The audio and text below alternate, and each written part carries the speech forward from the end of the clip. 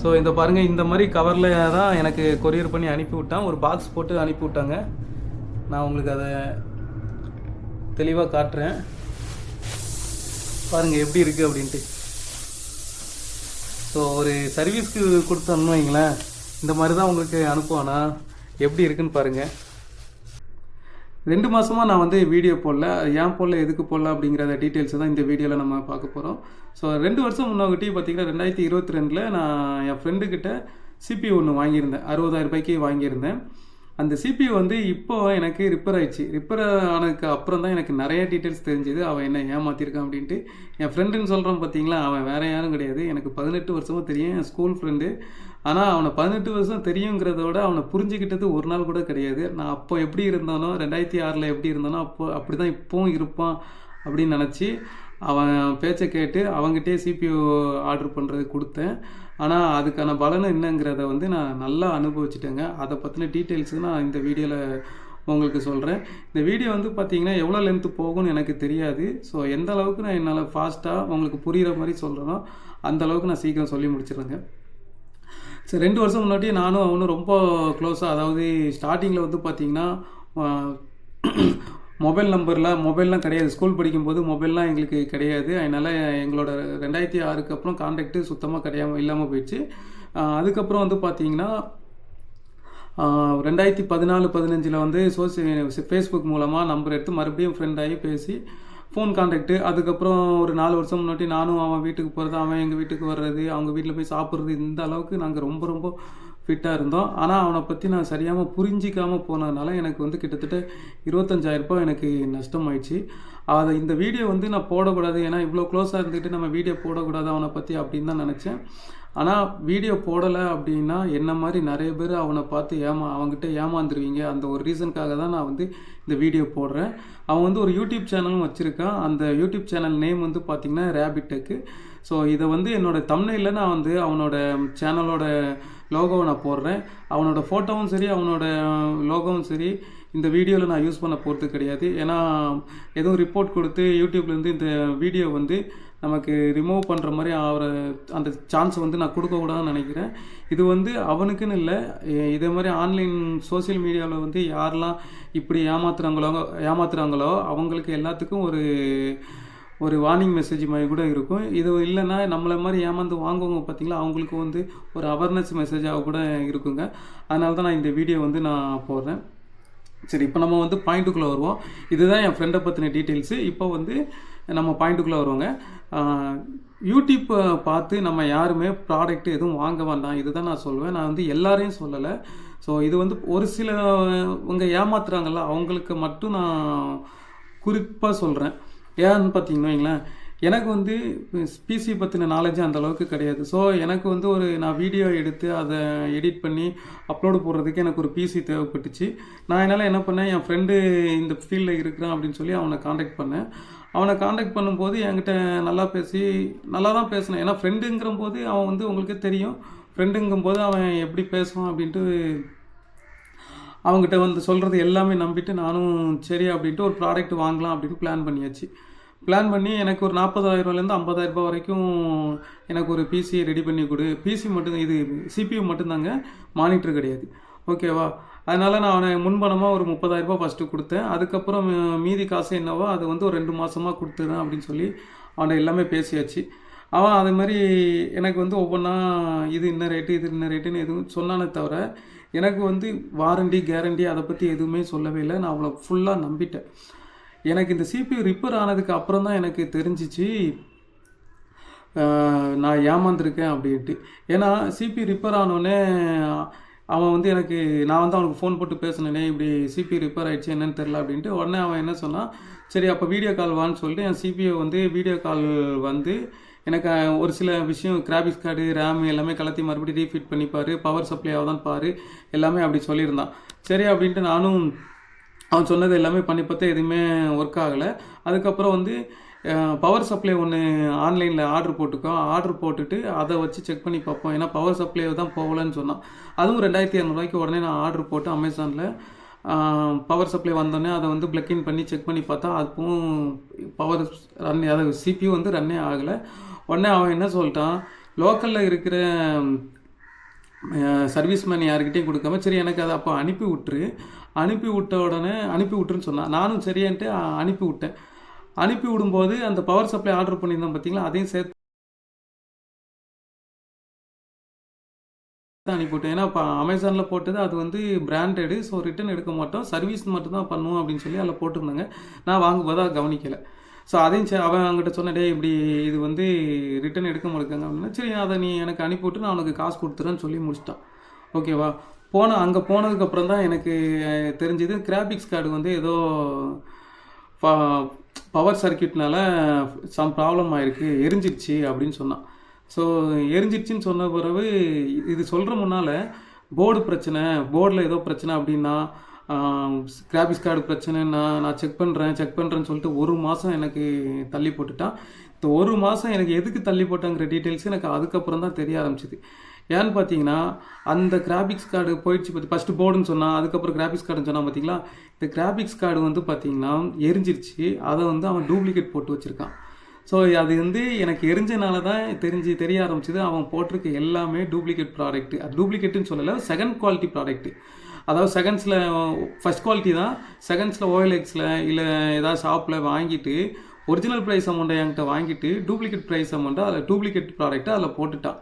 அதாவது warranty guarantee இல்லாத product plus வந்து ஒரிஜினல் அமௌண்ட் வந்து பார்த்திங்கன்னா ஒரிஜினல் ப்ளஸ் வந்து ஒரிஜினலாக எவ்வளோ அமௌண்ட், இப்போ 20,000 ஒரு ப்ராடக்ட்னா அதை வந்து 7,000 5,000 வாங்கி போட்டுட்டு என்கிட்ட 20,000 வாங்கிட்டான். இதுதான் அங்கே நடந்திருக்கு. எனக்கு அந்த கிராபிக்ஸ் கார்டில் வந்து பிரச்சனை வந்ததுக்கு அப்புறம் தான் எனக்கு ஒவ்வொன்றா தோண ஆரம்பிக்கு. அவனுக்கு ஃபோன் அடிக்கிறேன்,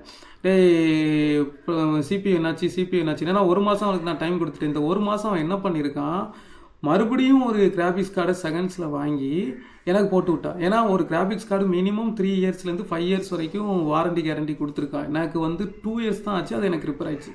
ஸோ ஒரு நல்லவனாக இருந்திருந்தா, ஒரு ஏமாத்தாதவனாக இருந்திருந்தா என்ன பண்ணியிருக்கணும், இது இப்படி ஆயிடுச்சு, 2 வருஷம் தான் இருக்குது, இன்னும் 1 வருஷம் வாரண்டி இருக்குது, நான் கம்பெனிக்கு கொடுத்து நான் உனக்கு வாங்கி கொடுத்துட்றேன் அப்படின்னு சொல்லி பேசிட்டு உங்களுக்கு பண்ணியிருக்கணும். அவன் என்ன பண்ணிட்டான், எனக்கு ஃபோன் கால் எடுக்க மாட்டேன்ட்டான், மெசேஜுக்கு ரிப்ளை பண்ண மாட்டேன்ட்டான்.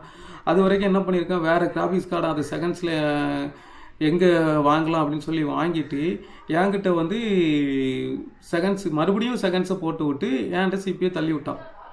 இதை நான் ஏன் சொல்கிறேன் அப்படின்னு பார்த்தீங்கன்னா, ஏன் கிராபிக்ஸ் கார்டு இப்போ ஒரிஜினலாக அவன் போட்டிருந்தான் அப்படின்னா அதுக்கு வந்து பார்த்தீங்கன்னா 3 வருஷத்துலேருந்து 5 வருஷம் வாரண்டி இருக்கும். ஸோ அது 2 வருஷத்தில் தான் போயிருக்கு அப்படின்னா அவன் கம்பெனி கொடுத்து கிளைம் பண்ணணும் அப்படின்னு பார்த்தீங்கன்னா எனக்கு புதுசு தான் மறுபடியும் வரும். அந்த புதுசு இன்னும் 3 வருஷம் எனக்கு இருக்கும். அவன் அந்த இடத்துல தப்பு பண்ணனால, அவன் சர்வீஸும் பண்ணுறதுனால அவன் சர்வீஸ் பண்ணி பார்த்துருக்கான், அது வந்து செல்ஃப் எடுக்கலை. அதுக்காக தான் எனக்கு வந்து 1 மாதம் எனக்கு டைம் இழுத்து அடிச்சுட்டு போயிட்டே இருந்திருக்கான். எப்படியா டிலே பண்ணி இவங்ககிட்ட வந்து வேறு ப்ராடக்டை போட்டு விட்டுறணும் அப்படின்ட்டு.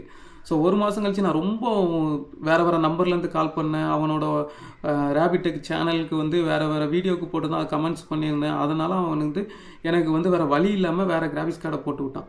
அந்த வேறு கிராபிக்ஸ் கார்டை போட்டதுக்கப்புறம் வந்து அவன் என்ன சொல்லலாம் தெரியுமா, நீ கொடுத்தது வந்து 4 GB கிராபிக்ஸ் கார்டு, இப்போ நான் உனக்கு போட்டிருக்கிறது வந்து 6 GB கிராபிக்ஸ் கார்டு.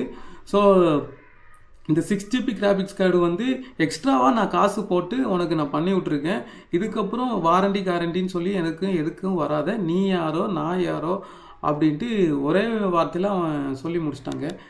ஸோ அவன் வந்து என்னென்ன தப்பு பண்ணுறான் அப்படிங்கிறத வந்து நான் ஒவ்வொன்றா கண்டுபிடிக்க ஆரம்பித்தேன். அந்த கண்டுபிடிக்க ஆரம்பித்ததுக்கப்புறம் தான் பார்த்தீங்கன்னா இவ்வளோ தப்பு பண்ணியிருக்கான், நான் இவ்வளோ ஏமாந்துங்கிறது தெரிஞ்சிச்சு. ஏன்னா கிராபிக்ஸ் கார்டு என்கிட்ட வந்து 20,000 கிட்ட வாங்கியிருக்கான்.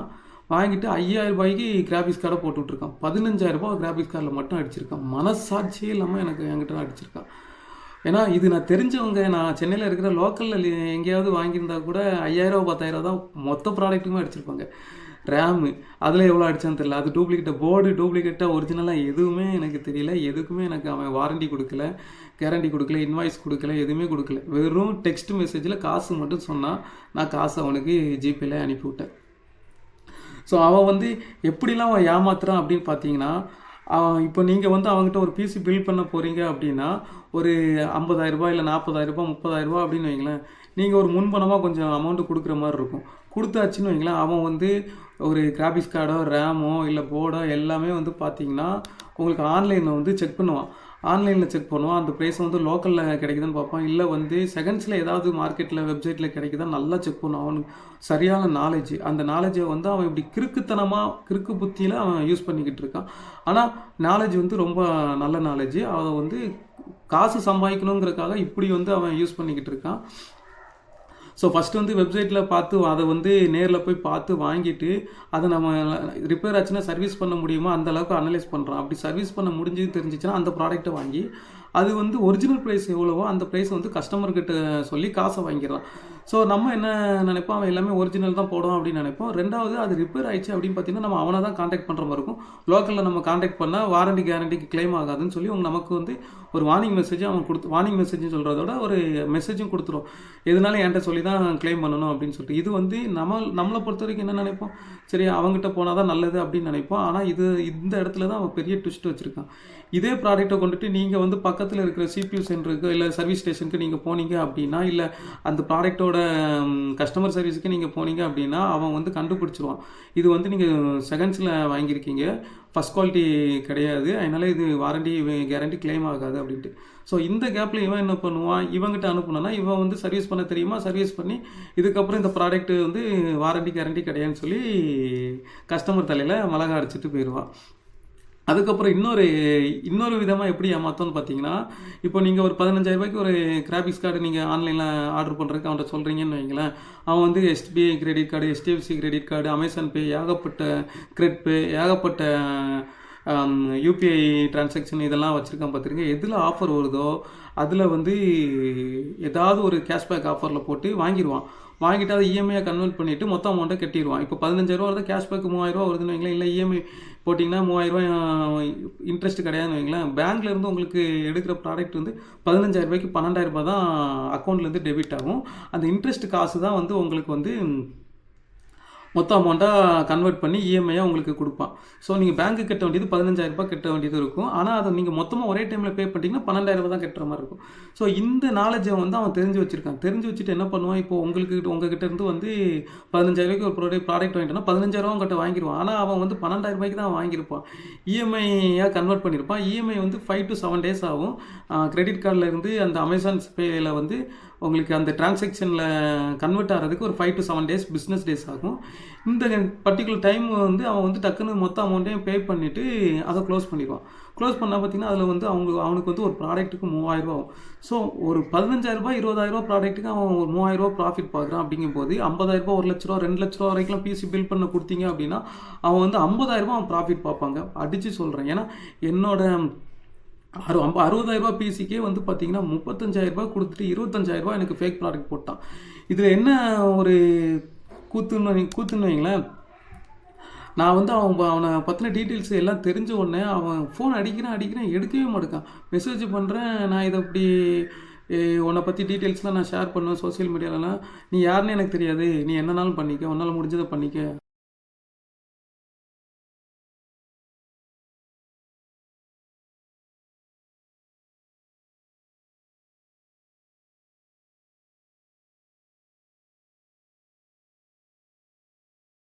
அப்படி இப்படின்னு மெசேஜ் பண்ணுறான். ஃபோன் போட்டால் ஃபோனை எடுத்து பேசவே மாட்டேக்கான். ஒரு ஒரு யூடியூப் சேனல் வச்சுருக்கான், ஒரு ஷாப் வச்சுருக்கான். அப்படிங்கும்போது நிறைய விஷயம் தெரிஞ்சிருக்கு. அப்படிங்கும்போது கண்டிப்பாக வந்து அவன் ஃபோன் எடுத்து பேசி ஒரு பிரச்சனையை எப்படி சால்வ் பண்ணணும் அப்படிங்கிற டீட்டெயில்ஸை தாங்க அவன் கொடுக்கணும். ஆனால் வந்து பார்த்திங்கன்னா பொய் பேசுனதுனால அவனால் ஃபோன் போட்டு ஒழுங்காக பேச முடியலை, ப்ராப்பராக ரெஸ்பான்ஸ் பண்ண முடியல. எப்படி ஒரு விஷயத்தை வந்து ஸ்கிப் பண்ணி போகணுமோ அப்படி தான் ஸ்கிப் பண்ணி போகிறானே தவிர அதுக்கு ப்ராப்பரான ஒரு சொல்யூஷன் வந்து கொடுக்க மாட்டேன்ட்டான். ஸோ நான் இது வந்து வீடியோ எதுக்கு போடுறேன் அப்படின்னு பார்த்தீங்கன்னா, நான் அவன்கிட்ட ஃபோன் போட்டு ஃபைனலாக ஒன்று தான் கேட்டேன், நீ எனக்கு என்னென்ன ப்ராடக்ட்டு எவ்வளோ ருப்பீஸ்க்கு வந்து கரெக்டாக போட்ட அதை மட்டும் எனக்கு சொல்லு, எனக்கு வேறு எந்த ஒரு டீட்டெயில்ஸும் எனக்கு வேண்டாம் அப்படின்னு சொல்லி எனக்கு இந்த ப்ராடக்ட் டீட்டெயில்ஸு இந்த அமௌண்ட் எவ்வளோ அப்படின்னு தான் நான் கேட்டேன். ஏன் கேட்டேன் அப்படின்னு பார்த்தீங்கன்னா, எனக்கு வந்து இந்த CPU மேலே எனக்கு இன்ட்ரெஸ்ட் இல்லை, நான் சேல் பண்ணிடுறேன். சேல் பண்ணதுக்கப்புறம் நான் வேறு CPU நான் வேறு கடையில் போய் நான் லோக்கல்லே நான் வாங்கிக்கிறேன், நான் லாபமோ நஷ்டமோ நானே பார்த்து வாங்கிக்கிறேன் அப்படின்ட்டு கேட்டேன். என்னென்ன ப்ராடக்ட் போட்டேன், எல்லா ப்ராடக்ட்டும் எவ்வளோ வாரண்டி இருக்குது, என்ன ப்ரைஸு அப்படின்ட்டு சொல்ல மாட்டேன். ஏன்னு சொல்கிறேன்னா, நான் சேல் பண்ணுறதுக்கு எனக்கு விஷயம் தெரிஞ்சால் தான் நான் சேல் பண்ண முடியும். ஏன்னா எனக்கு அது பிடிக்கல, அந்த CPU அவங்ககிட்டருந்து வாங்கின அப்புறமா பொருள் எதுவும் வேண்டாம் அப்படின்ட்டு பிடிக்கல. அதனால நான் சேல் பண்ணுறதுக்காக நான் அவன்கிட்ட எவ்வளவோ கேட்டேன். எனக்கு அவன் ஃபோன் எடுக்கவே மாட்டேன்ட்டான். வேறு நம்பர்லேருந்து ஃபோன் போட்டேன், அதுக்கு எடுக்கிறான். என் வாய்ஸ் கேட்டோடனே கட் பண்ணுறான். அப்புறம் வேறு வழி இல்லாமல் பேசுகிறான். நிறைய விஷயங்கள் வந்து பிடிக்காமல் பண்ணுற மாதிரி எனக்கு தோணுச்சு. சரி, இதுக்கப்புறம் நம்ம இதை பற்றி வந்து அவன்கிட்ட எதுவும் பேச வேண்டாம், நம்ம வந்து டைரெக்டாக சோஷியல் மீடியாவில் போடுவோம் அப்படின்ட்டு தான் நான் இந்த வீடியோ வந்து நான் ரெடி பண்ணுறேங்க. ஸோ இதுக்கப்புறம் நீங்கள் வந்து ஒரு பிசி வந்து நீங்கள் பில்ட் பண்ணுறீங்கன்னா யூடியூபர்ஸை பார்த்து நீங்கள் வந்து யூடியூப் வந்து நிறைய வீடியோ பாருங்கள். ஏன்னா உங்களுக்கு அப்போ தான் உங்களுக்கு ஐடியா கிடைக்கும். நிறையா கொஸ்டின்க்கு வந்து அவங்க கான்டாக்ட் நம்பரோ இல்லை ஜிமெயிலில் ஏதோ ஒரு வழியில் நீங்கள் வந்து கேளுங்க. அப்போ தான் உங்களுக்கும் விஷயம் புரியும். நான் இல்லைன்னு சொல்லலை. ஆனால் பிசி எதுவும் பில்ட் பண்ணுறதா இருந்தால் நீங்களே ஒரு ப்ராடக்ட்டை ஆன்லைனில் வாங்குங்க. நீங்களே ஒரு ப்ராடக்ட்டுக்கு இன்வாய்ஸ் உங்கள் பேரில் வாங்கி வச்சுக்கிடுங்க. நீங்களே உங்கள் ப்ராடக்ட்டில் வந்து எவ்வளோ வாரண்டி எவ்வளோ கேரண்டிங்கிறத தெரிஞ்சுக்கிட்டு வாங்குங்க. இப்படி வந்து 3வது மனுஷன் மூலமாக எனக்கு இஎம்ஐ போட்டு கொடுப்பான், எனக்கு வந்து பிசி பில் பண்ணி அவனே அனுப்புவான், அப்படி தப்பு நீங்கள் பண்ணவே பண்ணாதீங்க. ஸோ இதில் வந்து இன்னொரு விஷயத்தையும் நான் சொல்ல விரும்புகிறேன். இப்போ எனக்கும் என் ஃப்ரெண்டுக்கும் உள்ள டிஸ்டன்ஸ் வந்து 650 கிலோமீட்டர் 700 கிலோமீட்டர் கிட்டத்தட்ட. ஸோ எனக்கு சிபியூ ரிப்பேர் ஆனோடனே நான் வந்து கொரியர் பண்ணுற மாதிரி ஆயிடுச்சு. கொரியர் பண்ணி அங்கே போய் பார்க்குற மாதிரி தான் இருந்துச்சு. கொரியர் பண்ணும்போது என்னாச்சுன்னு பார்த்தீங்கன்னா, நான் இங்கேருந்து அனுப்பும்போது என்னோடய சிபியூ கவர் பண்ண அந்த கிளாஸ் டைப்பு கவர் பண்ணது. அதனால் என்னாச்சு, கொரியரில் போகும்போது உடஞ்சிருச்சு. ஸோ அது உடஞ்சது கூட அவன் வந்து உள்ளே உடஞ்சி கண்ணாடி தூள்லாம் உள்ளே உடஞ்சிருக்கு, அதை கூட க்ளீன் பண்ணாமல் ஒரு கண்ணாடி கிளாஸ் கூட போடாமல் எனக்கு அவன் அப்படியே அனுப்பி விட்டாங்க. அப்போனா அவன் என்ன அளவுக்கு வெறுப்பில் என் பிசியை வந்து பண்ணியிருக்கான்னு பார்த்துக்குங்களேன். உண்மை தெரிஞ்ச உடனே உண்மை தெரிகிற முன்னாடி எனக்கு எவ்வளோ ஹெல்ப் பண்ணவன், உண்மை தெரிஞ்சதுக்கப்புறம் ப்ராடக்ட்லாம் எப்படி வாங்குறான், என்னை ஏமாற்றிருக்கான், இந்த விஷயத்தெல்லாம் தெரிஞ்சதுக்கப்புறம் வந்து பார்த்திங்கன்னா ஒரு ரெஸ்பான்ஸ் இல்லாமல் பண்ணிட்டேன். நான் அந்த வீடியோ வந்து உங்களுக்கு கடைசியாக நான் போட்டு விட்றேன், எப்படி இருக்குன்னு பாருங்கள். இப்போது எனக்கு வந்து 60,000 ப்ராடக்ட்டு வந்து அது 10,000 கூட வேலிடிட்டி இல்லை அப்படிங்கிற மாதிரி போனோன்னா எனக்கு ரொம்ப கஷ்டமாயிடுச்சுங்க. அதுக்கப்புறம் வந்து பார்த்திங்கன்னா ஒரு பவர் சப்ளை வந்து நான் அவனுக்கு கொரியரோடு அனுப்பியிருந்தேன்னு சொன்னேன் பார்த்தீங்களா, அது வந்து 2200 சொல்லியிருந்தேன்னா, இவன் வந்து என்ன பண்ணிட்டான், இந்த கிராஃபிக்ஸ் கார்டு 4GB நான் 6GB போட்டிருக்கேன், அதனால் இந்த பவர் சப்ளையோட 2000 அமௌண்ட்டை வந்து அதுக்கு நான் எடுத்துட்டேன்னு சொன்னான். நான் என்ன சொல்கிறேன், டேய் நீ யூஸ் பண்ணதே என் ப்ராடக்ட் தான், என் 4GB கிராஃபிக்ஸ் கார்டை நீ எனக்கு கொடு, எனக்கு அதுவே போதும். அது வந்து மறுபடியும் புதுசாக கம்பெனிலேருந்து வந்துச்சு, அதுவே எனக்கு கூட இன்னும் 3 வருஷம் ஆகும். அதுக்கப்புறம் நான் நல்ல கிராஃபிக்ஸ் கார்டு நான் வாங்கி போட்டுக்கிறேன், 6GB 12GB. இப்போது என் அமௌண்ட்டு மட்டும் கொடு, கொரியர் சார்ஜ் நீ ரிப்பேர் பண்ணி அனுப்புனால, கிராஃபிக்ஸ் கார்டு போட்டு அனுப்புனால, அந்த கிராஃபிக்ஸ் கார்டு வந்து கொரியர் சார்ஜ் 450 ரூபா, 500 எடுத்துகிட்டு 1700 எனக்கு ரிட்டன் அனுப்பு, எனக்கு அது போதுங்கிறேன்.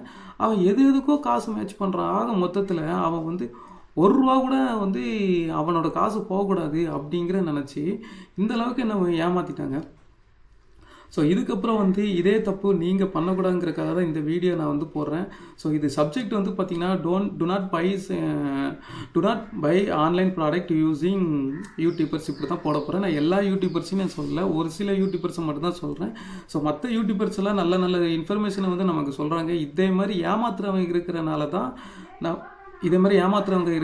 தான் இந்த மாதிரி வீடியோவும் நானும் போடுறேங்க. என்ன மாதிரி யாரும் ஏமாந்துடக்கூடாது. 60,000 பிசிக்கு 35,000 ஒருத்து, மீதி 25,000 ஏமாந்துருக்கேன்னா அப்படின்னா பார்த்துடுங்க நான் என்ன அளவுக்கு பாதிக்கப்பட்டிருக்கேன் அப்படின்ட்டு. என்ன மாதிரி யாரும் பாதிக்கப்படக்கூடாதுன்னு தான் இந்த வீடியோ நான் வந்து உங்களுக்கு போடுறேங்க. ஸோ கடைசியில் வந்து இந்த வீடியோ வந்து என்னோடய சிபி வந்து வீடியோ எடுத்து போடுறேன். அதில் எப்படி இருக்குது, என்ன அளவுக்கு கேவலமாக இருக்குது அப்படிங்கிறத நீங்கள் பாருங்கள், பார்த்துட்டு கமெண்ட்ஸை சொல்லுங்கள். ஸோ நான் பண்ண தப்பு வந்து இனிமேல் நீங்களும் பண்ணிடக்கூடாது. அதனால் நீங்கள் உஷாராக வாங்குங்க. மேக்ஸிமம் முடிஞ்ச அளவு வந்து பார்த்திங்கன்னா லோக்கலில் நீங்கள் வந்து ஆன்லைனில் நீங்கள் யூடியூப்பை பார்த்து நீங்கள் வீடியோ பார்த்து நீங்கள் பொருள் வாங்கினாலுமே உங்கள் கிரெடிட் கார்டில் உங்கள் டெபிட் கார்டில் வாங்குங்க. இல்லை நீங்கள் கடைக்கு போய் டைரெக்டாக விசாரித்து வாங்குங்க. பிசி பில் பண்ணுறதா இருந்தால் நியர்பையில் யாராவது கம்ப்யூட்டர் வச்சுருப்பாங்களா, உங்களுக்கு தெரில அப்படின்னா அவங்கள அப்ரோச் பண்ணி வாங்குங்க. அப்போனா தான் உங்களுக்கு வந்து அடுத்த தடவை ரிப்பேர் ஆச்சுன்னா வாக்கபிள் டிஸ்டன்ஸில் இருந்துச்சுன்னா கொஞ்சம் இல்லை ஒரு 5-10 கிலோமீட்டர்னா நீங்கள் பிக்கப் பண்ணி கூட வந்துக்கலாம். இல்லை சிபி ஆட்டோவில் எடுத்து போட்டு போய் நீங்கள் கூட ரிப்பேர் பண்ணி வந்துக்கலாம். இதேமாதிரி 600 கிலோமீட்டர் அனுப்பி எனக்கு சுற்றி கிளாஸ்லாம் உடஞ்சி அது எக்ஸ்ட்ரா செலவு, 1 மாதம் 2 மாதம் டைம். அவன் எங்கே என்னத்தை ஏமாத்துறான்னு தெரியல. ரிச் ஸ்ட்ரீட்டில் போனால் கூட ஏமாற்ற மாட்டான் போல், இவன் அப்படியே ஏமாற்றிருக்கான். ரேபிட்டெக்கு அந்த சேனலு அவன்லாம் என்ன சொல்கிறது, இதுக்கப்புறம் அவன் திருந்தி வாழ்ந்தா போதும், அதுக்காக தான் இந்த வீடியோவை போடுறேன். இது வரைக்கும் அவன் எவ்வளோ ஏமாற்றி தான் வீடியோ போட்டிருக்கான், பொருள் வாங்கி கொடுத்துட்டு இருந்திருக்கான்.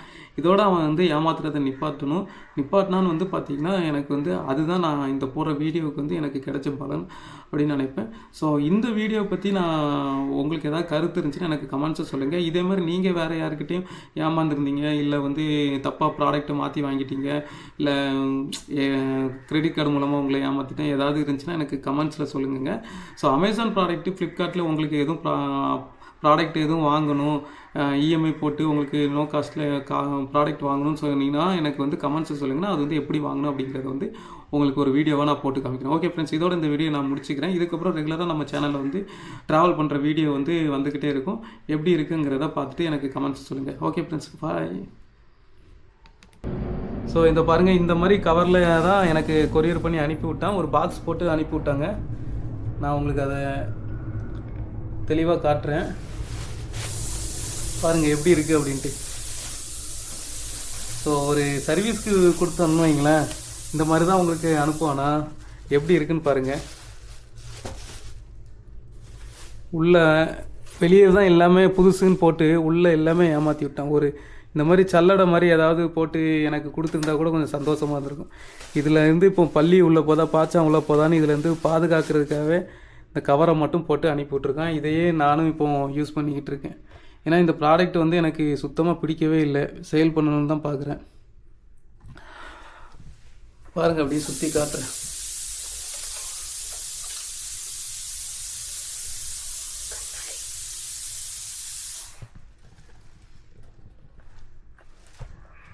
உள்ளே வந்து இந்த கிளாஸ் உடஞ்சதுன்னு சொன்னோம் பார்த்தீங்களா, இதை ஷேக் பண்ணுறேன். உங்களுக்கு சவுண்டு கேட்குதா? இதெல்லாம் வந்து பார்த்தீங்கன்னா அதோட கண்ணாடி துகள்கள். ஸோ இந்த அளவுக்கு அவன் ப்ராடக்டை வந்து டேமேஜ் பண்ணி அதை நான் டேமேஜ் பண்ணி அனுப்பியிருக்கேன். ஆனால் அவன் அதை கூட சரி பண்ணாமல் அப்படியே எனக்கு அனுப்பி விட்டான். ஸோ இதே மாதிரி யூடியூபர்கிட்டலாம் தயவு செஞ்சு நீங்கள் வந்து ப்ராடக்ட்டு வாங்கவே வாங்காதீங்க. அதுதான் நான் உங்களுக்கு சொல்ல விரும்புகிறேன். ஸோ ஓகே ஃப்ரெண்ட்ஸ், இதுதான் இந்த சிபியூ பற்றின அப்டேட்டு. இந்த வீடியோ பார்த்துட்டு அவன் எனக்கு எதுவும் ரிப்ளை பண்ணுறானா அப்படின்னு பார்த்துட்டு சொல்கிறேன். ரிப்ளை எதுவும் வந்துச்சுன்னா இந்த சிபியூ வந்து எந்த ரேட்டுக்கு ஒத்துங்கிறத நான் அடுத்த வீடியோவில் உங்களுக்கு பதிவு பண்ணுறேன்.